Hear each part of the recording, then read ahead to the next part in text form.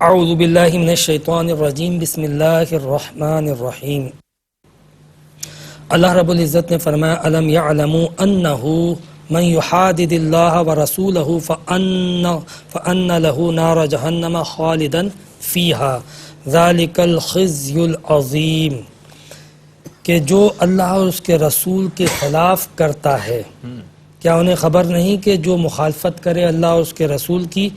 تو اس کے لیے جہنم کی آگ ہے اور یہ بہت بڑی رسوائی ہے۔ اس آیت کا تعلق تسلسل کے ساتھ پچھلی آیتوں کے ساتھ ہے، چونکہ یہاں سے آج تلاوت کا آغاز ہوا تھا تو اس لیے میں نے اسی آیت سے ترجمے کا بھی آغاز کیا۔ اور جہاں تک تفسیر کی بات ہے، اللہ رب العزت نے پچھلی آیتوں میں متصلاً فرمایا تھا وَمِنْهُمُ الَّذِينَ يُؤْذُونَ النَّبِيَّ وَيَقُولُونَ هُوَ أُذُنٌ، ان میں سے بہت سارے وہ لوگ بھی ہیں جو نبی کریم علیہ السلام کو ایذا دیتے ہیں اور کہتے ہیں کہ وہ تو نرے کان ہیں، یعنی منافقین کا ذکر کیا جا رہا ہے۔ منافقین نبی کریم علیہ السلام کے بارے میں جو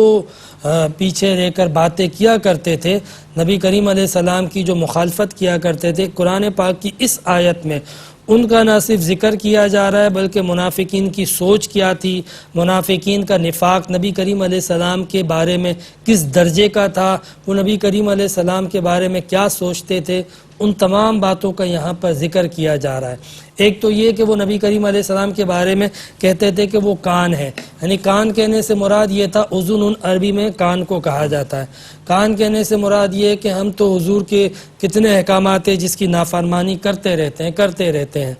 اور جب کبھی حضور ہمیں بلا کے پوچھتے ہیں تو آپس میں بات کر رہے تھے، ہم کہہ دیں گے کہ ہم غلطی ہو گئی، آئندہ نہیں کریں گے، تو وہ ویسے بھی ہماری بات پہ کبھی کچھ کہتے ہی نہیں ہیں، خالی ہماری باتیں وہ تو سنتے ہیں۔ تو سننے کی وجہ سے انہوں نے یہ لفظ اذن ان کا ذکر کیا تھا، یعنی ان کا کہنے کا مقصد یہ تھا کہ حضور تو فقط سنتے ہیں، بولتے تو ہیں نہیں۔ حالانکہ حضور نبی کریم علیہ السلام اس لیے نہیں بولتے تھے کہ نبی کریم علیہ السلام جانتے تھے کہ یہ منافق ہیں۔ حضور علیہ السلام بولا تو ان کو جاتا ہے جو اپنا ہوتا ہے، مومن ہوتا غلطی ہوتی تو اصلاح کی جاتی، مومن ہوتا اگر کوئی جرم ہو جاتا تو اس کا جو ہے وہ ازالہ کیا جاتا، سمجھایا جاتا، تذکرہ کیا جاتا۔ لیکن جس غیب بتانے والے نبی پر یہ ظاہر ہو چکا ہو کہ یہ منافق ہے، اب منافق آ کے عذر بھی پیش کر دیں تو ان کا کیا فائدہ؟ ایک وقت آنا تھا کہ جس وقت اللہ نے ان کو بے نقاب کرنا تھا اور حضور علیہ السلام اس کا انتظار فرما رہے تھے، تو حضور نبی کریم علیہ السلام اس لیے خاموشی سے ان کے ہیلوں کو، ان کے بہانوں کو سماعت کر رہے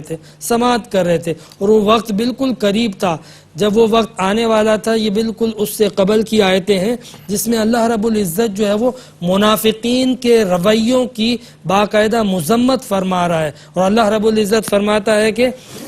والذین یؤذون رسول اللہ لہم عذاب علیم، کہ وہ لوگ جو ایذا دیتے ہیں اللہ کے رسول کو، آپ فرما دیجئے کہ ان کے لیے سخت عذاب ہے۔ اور فرمایا کہ یہ لوگ قسمیں کھا کے آئیں گے آپ کے پاس کہ یا رسول اللہ ہم تو آپ کی رضا چاہتے ہیں، ہم آپ کو خوش کرنا چاہتے ہیں۔ یعنی منافقین نبی کریم علیہ السلام کو اذیت بھی دیتے ہیں، گستاخی بھی کرتے ہیں، نافرمانی بھی کرتے ہیں، اور پلٹ کے کہتے یہ ہیں کہ ہم تو حضور کو راضی کرتے ہیں، ہم تو حضور کو راضی کرنا چاہتے ہیں۔ تو اللہ رب العزت نے ایسے لوگوں کے بارے میں فرمایا کہ ان کے لیے بڑا ذلت آمیز عذاب ہے۔ اور اللہ رب العزت نے ایک بڑی پیاری بات یہاں پہ ذکر فرمائی، واللہ ورسولہ احق ان یردوہ، اللہ اور اس کا رسول حقدار ہیں کہ اس کو راضی کیا جائے۔ یعنی اللہ کا بھی ذکر ہے، رسول کا بھی ذکر ہے، لیکن پھر جب رضا کی ضمیر کو لوٹایا گیا، پروناؤن کو ذکر کیا گیا، تو وہ سنگولر نہ کہ پلولر، یعنی یہ بتایا گیا کہ اللہ اور اس کے رسول کی رضا ایک ہے۔ یہ نہیں کہا کہ اللہ اور اس کا رسول حقدار ہے کہ ان دونوں کو راضی کیا جائے، بلکہ اللہ تعالیٰ نے فرمایا کہ اللہ اور اس کا رسول حقدار ہیں کہ اس کو راضی کیا جائے، دونوں کی رضا کو ایک کر دیا اس آیت میں۔ یہاں پر منافقین کے منہ پر ایک اور تماشا کہ اللہ رب العزت نے فرمایا میری اور میرے حبیب کی رضا ایک ہی ہے، ہم دونوں کی رضا کوئی جدا جدا نہیں ہے۔ جو میرے حبیب کی رضا ہے وہ میری رضا ہے، جو میری رضا ہے وہ میرے رسول کی رضا ہے۔ یہ بالکل اس طرح ہے جس طرح قرآن پاک میں سابقہ آیات کے اندر اللہ رب العزت نے دونوں کی اطاعت کو ایک قرار دیا تھا، دونوں کے فعل کو ایک قرار دیا تھا، دونوں کی بیعت کو ایک قرار دیا تھا، اور اسی طرح اسی صورت کے اندر اللہ رب العزت نے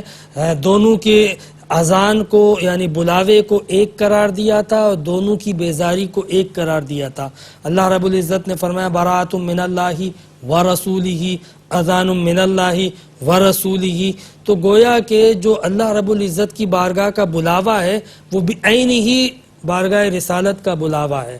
اور جس سے حضور علیہ السلام اظہار بیزاری فرماتے ہیں، سمجھ لو کہ اس سے اللہ رب العزت بھی بیزار ہے۔ یہ منافقین کے لیے ایک بہت بڑا تماچا تھا کہ اللہ رب العزت نے اپنے پیارے محبوب نبی کریم صلی اللہ علیہ وآلہ وسلم کی عظمت کا اظہار فرمایا اور فرمایا کہ میری اور میرے حبیب کی رضا ایک ہے۔ جو رسول کو راضی کرنا چاہتے ہیں وہ پہلے مجھے راضی کریں، اور جو مجھے راضی کرنا چاہتے ہیں وہ پہلے میرے رسول کو راضی کریں۔ منافقین اللہ کو راضی کرتے تھے، رسول کو راضی نہیں کرتے تھے۔ قرآن پاک میں اللہ رب العزت نے ان کا یہ رویہ بھی بیان کیا ہے، رأیت المنافقین یصدون عنک صدودا، میرے حبیب آپ دیکھیں گے کہ یہ جو منافقین ہیں یہ اللہ کی بارگاہ میں تو جائیں گے مگر آپ کی بارگاہ سے اعراض کریں گے۔ تو اللہ نے فرمایا کہ میرے حبیب کی بارگاہ سے جو اعراض کرتا ہے سمجھ لو میری بارگاہ سے بھی وہ فارغ ہو جاتا ہے۔ جو تیرے در سے یار پھرتے ہیں در بدر یوں ہی خوار پھرتے ہیں۔ لہٰذا جو ہے اس تصور کو مسترد کر دیا گیا ان آیات کے اندر، اور اللہ رب العزت نے یہ واضح طور پہ فرما دیا کہ واللہ ورسولہ احق ان یردوہ ان کانوا مؤمنین، کہ اگر تم ایمان رکھتے ہو تو یہ بات یاد رکھو کہ اللہ اور اس کا رسول حقدار ہیں کہ اسے راضی کیا جائے۔ اس کے بعد اللہ رب العزت نے فرمایا کیا تمہارے پاس الم یأتہم نبأ الذین من قبلہم قوم نوح وعاد وثمود وقوم ابراہیم واصحاب مدین،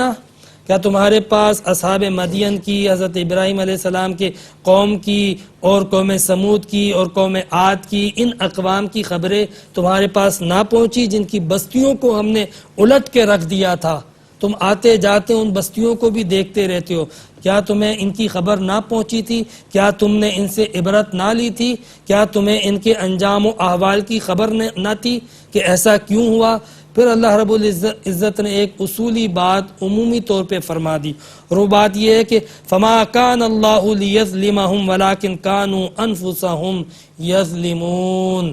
یہ اللہ کی شان ہی نہیں ہے کہ اللہ تعالیٰ بندوں پر ظلم کرے، مگر لوگ خود اپنی جانوں پہ ظلم کرتے ہیں۔ اللہ تبارک و تعالیٰ بندوں کو ہدایت دینا چاہتا ہے، اللہ تعالیٰ بندوں کو نجات دینا چاہتا ہے، اللہ تعالیٰ اپنے بندوں کو دونوں جہانوں کی آسانی اور کامیابی دینا چاہتا ہے۔ وہ ہدایت کا پیغام، علم کی روشنی انبیاء کرام کو بھیج کے دعوت دیتا ہے، صحیح راستہ، شعور اور عقل عطا فرماتا ہے، لیکن لوگ ہیں کہ خود اس ہدایت کی بات کو چھوڑ دیتے ہیں، وہ کافروں اور طاغوت کی بات پر چل پڑتے ہیں، وہ نفسانی خواہشات کی پیروی کرنے لگ جاتے ہیں، جس کے نتیجے میں دنیا میں بھی وہ ذلیل و رسوا ہوتے ہیں، آخرت میں بھی تباہ و برباد ہوتے ہیں، دنیاوی عذاب کا بھی شکار ہوتے ہیں، ان پر اللہ تعالیٰ کا عذاب نازل ہوتا ہے، اور بروز قیامت بھی ان کی پکڑ ہوگی۔ تو اللہ رب العزت نے اس مقام پر بطور عبرت کے ان اقوام کا ذکر کیا اور فرمایا کہ یہ جو ان کا حال ہوا ہے